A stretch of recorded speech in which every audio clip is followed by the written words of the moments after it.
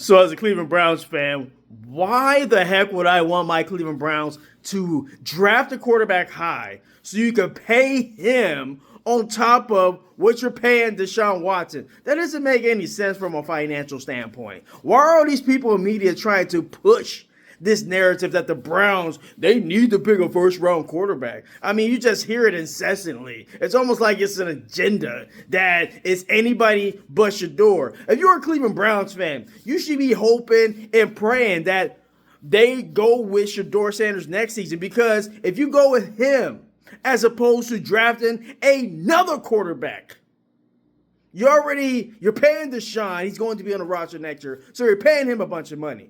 Why would you then go into the draft and pay for another really expensive quarterback? It doesn't make any sense. If you're already paying for a quarterback that's taking up 27% of your cap hit, then on top of that, if you drop a top 5 quarterback, you're going to have to pay him a lot of money as well. That doesn't make any sense. Why would you have that expensive of a quarterback room?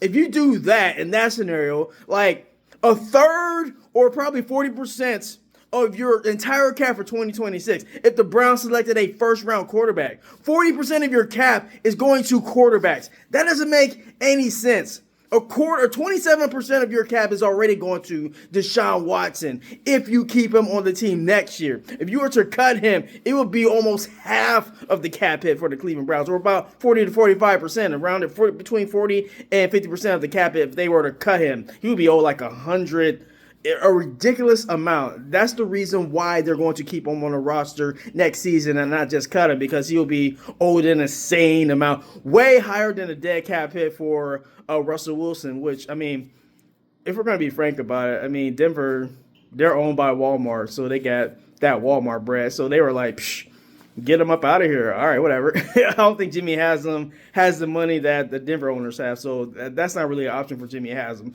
Although he is, he's pretty rich too, not Walton family rich. But getting back to the main point, it doesn't make any sense financially for my Cleveland Browns to go in the draft, select a quarterback high, and have to pay him and pay Deshaun Watson. That doesn't make any sense to me. So what I suggest rolling with Shedeur Sanders in 2026, him being a starter, Deshaun being his backup, and then you trade him back in the draft so you can acquire another first-round pick in 2027. So you would have recouped all of those 3 first-round picks that you foolishly sent to Houston to get Deshaun Watson. So that kind of eradicates that. That kind of puts it, at square one.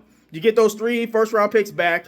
You got your quarterback in Shedeur Sanders, and you can get a receiver, the top receiver in the draft. If you go back in the draft, you draft around between 7 or 8. You get the top receiver. Then you have your first round pick that you traded to get Mason Graham that you got from the Jaguars. You still have that pick later in the first round. You get some offensive linemen. You still got your pick high in the second round. You get another O lineman. So with your first 3 picks, I want to see receiver and 2 offensive linemen, so you can get some real help to this offense. They need offensive linemen bad. That should be the top priority in the draft. Receiver, offensive lineman. Get some help around Shedeur. When Shedeur was in a clean pocket in the game on Sunday, Shedeur went 12 for 16, 180 yards in a clean pocket. If you are able to keep Shedeur upright and he has a clean pocket, he is surgical.